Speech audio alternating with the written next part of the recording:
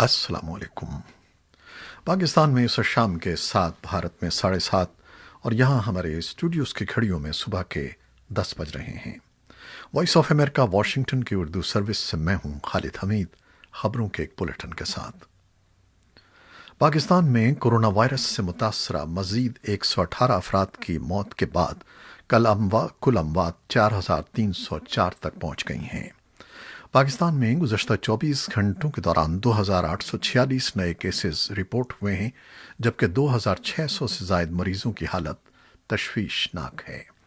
अमरीका की 18 रियासतों में गुज़श्ता हफ्ते कोरोना वायरस के रिकॉर्ड केसेस सामने आए हैं।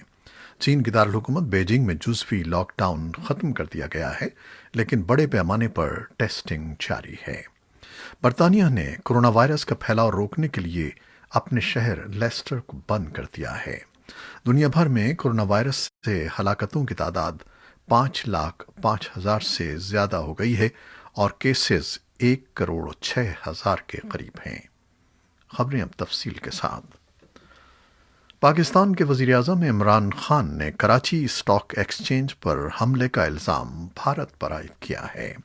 वो इस वक्त पार्लियामेंट से खिताब कर रहे हैं, जिसकी तफसीलात हम आपको बाद में आगाह करते रहेंगे।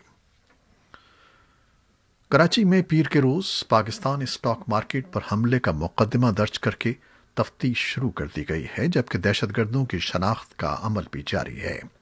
उधर सिक्योरिटी के माहिरीन का कहना है कि हमले का असल मकसद पाकिस्तान की माशी शहरत को निशाना बनाकर दुनिया में मुल्क का तासुर ख़राब करने के साथ साथ सरमायाकारों को वाज़ेह पैगाम पहुंचाना है कि वो मज़ीद सरमायाकारी से गुरेज करें। जबकि बाज़ माहिरीन का ये भी कहना है कि इस हमले के पीछे पाकिस्तान में चीन के मफादात को ज़र पहुंचाने का मकसद शामिल है। अक़वाम मुत्तहिदा के सेक्रेटरी जनरल के तर्जुमान स्टेफन दुजारिक ने एक बयान में कहा है कि सेक्रेटरी जनरल कराची में स्टॉक एक्सचेंज पर दहशतगर्दों के हमले की मजम्मत करते हैं और वफात पाने वाले शहरियों और हुकूमती एहलकारों के लवाहिकीन से दिली ताज़ियत का इजहार करते हैं। सेक्रेटरी जनरल ने एक बार फिर हुकूमत पाकिस्तान की उन कोशिशों पर अक़वाम मुत्तहिदा की यकजहती का यकीन दिलाया जो वो दहशतगर्दी और इंतहा पसंदी के मुल्क से खात्मे के लिए कर रही है। अमरीकी विल्सन सेंटर में जनूबी एशिया के लिए डिप्टी डायरेक्टर माइकल कुगलमैन ने भी गुज़श्ता रोज़ के हमले को और उसके वक्त को पाकिस्तान एक्सचेंज में चीनी कंपनियों और उनके मफादात पर एक हमला करार दिया है। अमरीकी महकमा खारजा ने एक बयान में कहा है कि अफगान मुफाहमत के लिए अमरीकी खुसूसी मंदूब जो अमन मिशन के सिलसिले में खित्ते में हैं, कोरोना वायरस के खतरात के पेश नज़र काबुल नहीं जा रहे हैं, बल्कि वो वीडियो कॉन्फ्रेंस के जरिए अफगान लीडरों से मुज़ाकरात करेंगे। खलीलजाद जो उज़्बेकिस्तान के दारुल-हुकूमत ताशकंद में मंगल के रोज़ मौजूद हैं, आज देर गए या बुध की सुबह पाकिस्तान जाएंगे और इससे पहले वो कतर में तालिबान से मुलाकात करेंगे। अमरीका के वज़ीर ख़ारजा माइक पॉम्पियो ने तालिबान के नायब सरबराह मुल्ला अब्दुल गनी बरादर से टेलीफोन पर गुफ्तगू की है। तालिबान तर्जुमान सुहेल शाहीन के मुताबिक पीर को होने वाली गुफ्तगू के दौरान दोनों रहनुमाओं ने अमरीका और तालिबान के दरमियान रवां साल फरवरी में तय पाने वाले अमन माहदे पर पेशरफ्त, अफगानिस्तान से गैर मुल्की फोर्सेस के इनखला, तशद्दुद की कार्रवाइयों में कमी, कैदियों की रिहाई और बैनुल-अक़वामी मुज़ाकरात के आगाज़ के मामले पर तबादला ख्याल किया। तालिबान ने रूस के इंटेलिजेंस यूनिट की जानिब से अफगानिस्तान में अमरीकी फ़ौजियों को हलाक करने के एवज़ जंगजुओं को इनाम देने की खबरों की तरदीद की है। पीर को एक ट्वीट में तर्जमान तालिबान सुहेल शाहीन ने बताया कि तालिबान के चीफ मुज़ाकरातकार अब्दुल गनी बरादर ने अमरीकी वज़ीर ख़ारजा माइक पॉम्पियो से टेलीफोन पर गुफ्तगू की, जिसमें अफ़गान अमन अमल समेत कैदियों के तबादले पर मुशावरत की गई। उन्होंने कहा कि दौरान गुफ्तगू मुल्ला अब्दुल गनी बरादर ने कहा कि तालिबान अफ़गान सरजमीन अमरीका और उसके इत्तेहादियों के खिलाफ इस्तेमाल न होने देने के मुआहदे पर कायम है। तालिबान और अमरीका के दरमियान ये राब्ता ऐसे वक्त में हुआ है जब अमरीकी अखबार न्यूयॉर्क टाइम्स की एक रिपोर्ट के मुताबिक सदर डोनाल्ड ट्रंप को एक ब्रीफिंग में बताया गया था कि रूस की खुफिया एजेंसी ने अमरीकी फ़ौजियों को हलाक करने के एवज़ तालिबान जंगजुओं को इनाम देने की पेशकश की थी। صدر ٹرمپ پر یہ تنقید کی جا رہی ہے کہ مذکورہ بریفنگ ملنے کے باوجود انہوں نے کوئی ایکشن نہیں لیا، جبکہ صدر ٹرمپ کا کہنا ہے کہ انہیں یا کسی اور اعلیٰ حکومتی عہدیدار کو ایسی کوئی بریفنگ نہیں دی گئی۔ البتہ وائٹ ہاؤس کی جانب سے پیر کو جاری کیے گئے ایک بیان میں کہا گیا ہے کہ غیر مصدقہ اطلاعات تھیں، لہذا صدر کو آگاہ نہیں کیا گیا۔ وائٹ ہاؤس نے روس کی ملٹری انٹیلیجنس یونٹ کی جانب سے طالبان کو امریکی فوجیوں کو ہلاک کرنے کے بدلے انعام کی پیشکش کی معلومات صدر ٹرمپ تک نہ پہنچانے کے معاملے پر دفاعی پوزیشن اختیار کر لی ہے۔ وائٹ ہاؤس کی پریس سیکریٹری کیلے میکنن نے پیر کو کہا کہ امریکہ کے صدر تک کوئی بھی معلومات پہنچانے سے قبل اس کی تصدیق کرنا ضروری ہے، اور اس معاملے میں تصدیق نہیں ہو سکی تھی۔ البتہ امریکی اخبار نیو یارک ٹائمز نے پیر کو 2 عہدیداروں کے حوالے سے رپورٹ دی تھی کہ یہ معلومات فروری میں صدر ٹرمپ کو روزانہ دی جانے والی بریفنگ میں موجود تھیں۔ امریکی اخبار نیو یارک ٹائمز میں ایک خبر شائع ہوئی تھی جس میں انکشاف کیا گیا تھا کہ صدر ٹرمپ نے روس کے ساتھ تعلقات بہتر کرنے کے لیے انٹیلیجنس معلومات کو نظر انداز کیا، جس میں روس کی ملٹری انٹیلیجنس کی جانب سے طالبان کو افغانستان میں امریکی فوجیوں کی ہلاکت پر انعام کی پیشکش کی گئی تھی۔ امریکی صدر بھی تردید کر چکے ہیں کہ انہیں کبھی کسی نے نہیں بتایا تھا کہ روس کی فوجی انٹیلیجنس یونٹ نے بڑی رازداری کے ساتھ طالبان عسکریت پسندوں کو افغانستان میں امریکی فوجیوں کو مارنے پر انعام دینے کی پیشکش کی تھی۔ کچھ ڈیموکریٹ ارکان کو اس معاملے پر وائٹ ہاؤس میں منگل کو بھی بریفنگ دی جائے گی۔ افغانستان میں یورپین یونین کے مشنوں کے سربراہان سمیت یورپین یونین کے وفد نے افغانستان میں عید کے موقع پر اعلان کردہ فائر بندی کے بعد سے تشدد میں بڑے پیمانے پر ہونے والے اضافے پر تشویش کا اظہار کیا ہے۔ مئی سن 2020 کے بعد سے افغانستان میں امن و امان کی صورتحال بہت حد تک خراب ہو گئی ہے، اور یورپین یونین کونسل کے وفد نے تشدد کی اس بڑھتی ہوئی سطح کو ناقابل قبول قرار دیا ہے۔ ہلمند امن مارچ کے سربراہ اقبال خیبر نے کہا کہ لڑائی افغانستان کے تمام علاقوں تک پھیل چکی ہے۔ حکومتی نمائندے صدیق صدیقی کا کہنا ہے کہ طالبان کو افغانستان میں حملے فوری طور پر روک دینے چاہیے۔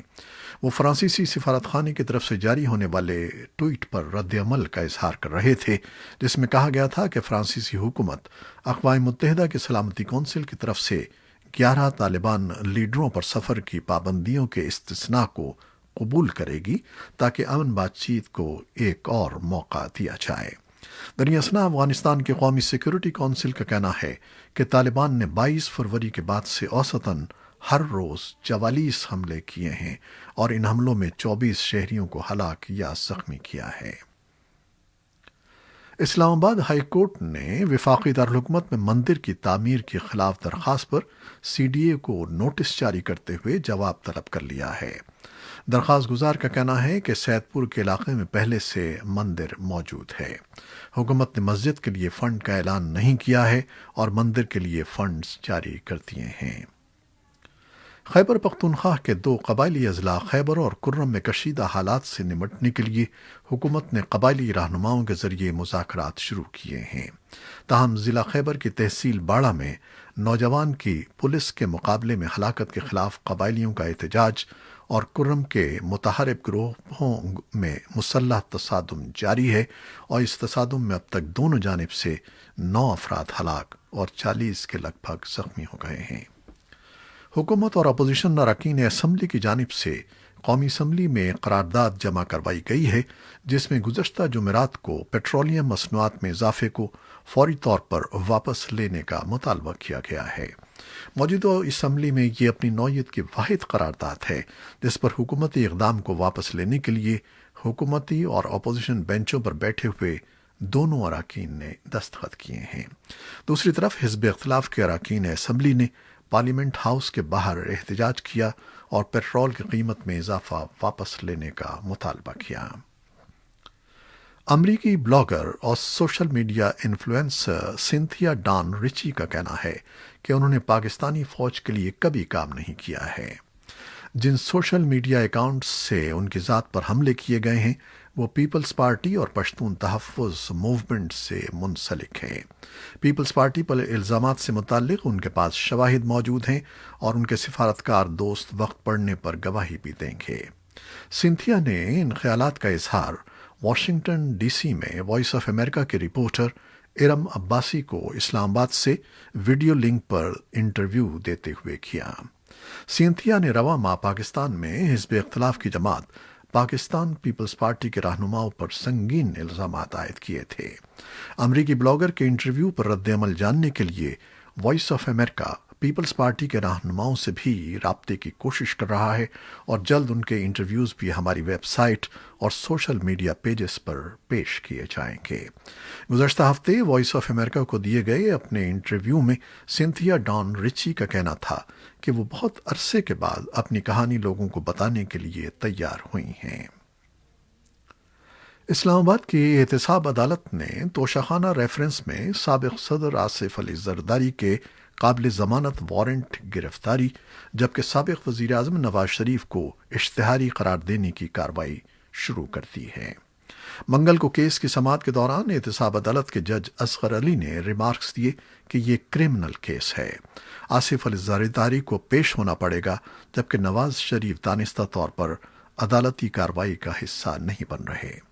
दौरान समाअत नैब प्रोसिक्यूटर सरदार मुजफ्फर ने साबिक वज़ीर आज़म नवाज शरीफ को बरतानिया में समन इरसाल करने की रिपोर्ट पेश की और आगाह किया कि दफ्तर खारजा के जरिए नवाज शरीफ के वारंट और समन बरतानिया भेजे हैं। साबिक सदर आसिफ अली जरदारी को भी समन की तामील करा दी गई है।